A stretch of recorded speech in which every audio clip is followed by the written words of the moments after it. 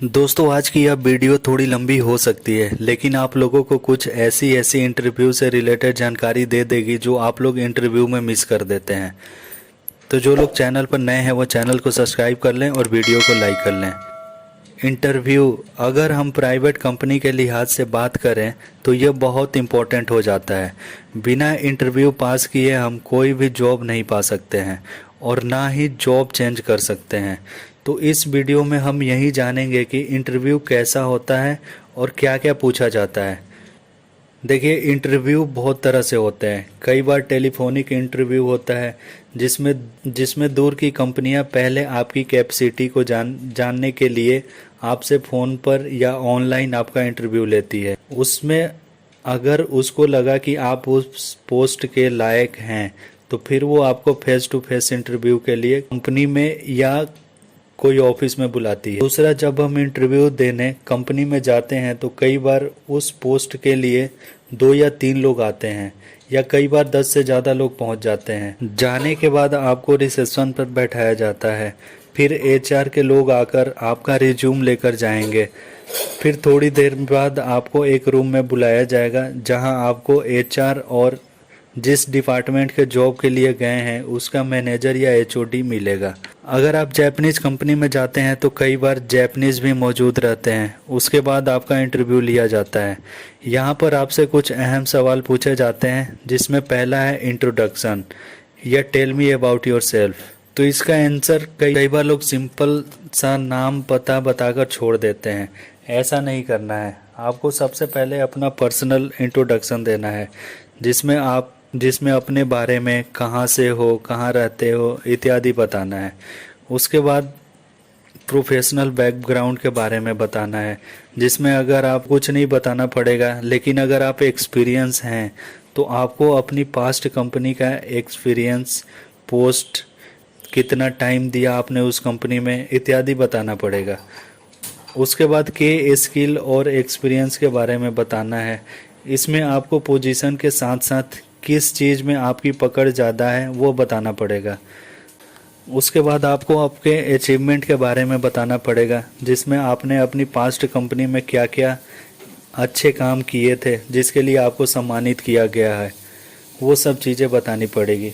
उसके बाद educational background के बारे में आपको बताना पड़ेगा, जिसमें आपको हायर एजुकेशन से स्टार्ट करना है और 10th या 12th तक बताना है कि आपने कहाँ से पढ़ाई की है, कितने मार्क्स थे, कब पास आउट किया है इत्यादि। ये सारी चीज़ें आपको एजुकेशनल बैकग्राउंड में बताना है। फिर उसके बाद अपना पर्सनल हॉबीज़, इंटरेस्ट इत्यादि के बारे में बताना है। तो इंट्रोडक्शन में दोस्तों आपको ये सारी चीज़ें बतानी है।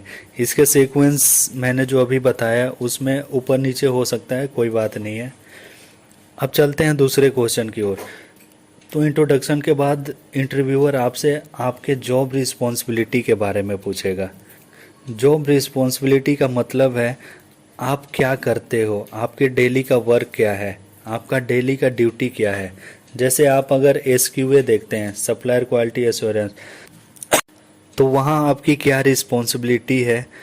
जैसे सप्लायर के मटेरियल को चेक करना कि उसका लॉट जो आया है ये हमारे स्पेसिफिकेशन को मीट कर रहा है कि नहीं, इंस्पेक्शन रिपोर्ट बनाना, सप्लायर की ऑडिट करना, ये सारे चीज़ें आपको बतानी पड़ेगी।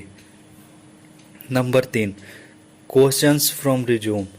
अब इंटरव्यूअर आपसे आपके रिज्यूम में लिखे पॉइंट्स के बारे में पूछेगा। आपने जो भी रिज्यूम में लिखा है वहाँ से वह अब क्वेश्चन पूछेगा।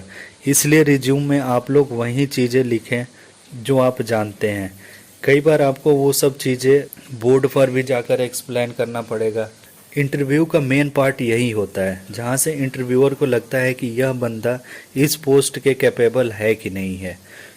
तो आप लोग आपके रिज्यूम में जो भी पॉइंट लिखते हैं वो सारी चीज़ों को अच्छी से तैयारी करके जाइए। कई बार लोग क्या करते हैं, दूसरे का कॉपी पेस्ट मार देते हैं कि हमारा रिज्यूम अच्छा दिखेगा, लेकिन ऐसा नहीं करना है। आपको जितना पता है उतना ही लिखें। इसके बाद नंबर 4 है सैलरी डिस्कशन। इसके बाद आपको सैलरी डिस्कस किया जाएगा। अगर उसको लगेगा कि आप इस जॉब के कैपेबल हैं तो एंड में आपसे सैलरी पूछा जाएगा, आपको कितना चाहिए, वो कितना दे सकता है। इस बात पर अगर आपको सहमति बन जाती है तो वो आपको ऑफ़र लेटर दे देगा और फिर आपको ज्वाइनिंग की डेट आप खुद दे सकते हैं कि मैं इस दिन से ज्वाइन करूँगा। तो ये होता है इंटरव्यू में। तो दोस्तों यह इंटरव्यू से जुड़े कुछ इंटरेस्टेड टिप्स थे और क्वेश्चंस थे। मुझे उम्मीद है कि यह जानकारी आप लोगों को अच्छी लगी होगी। ऐसे ही वीडियो के लिए आप हमारे चैनल को सब्सक्राइब कर लें, वीडियो को लाइक कर लें।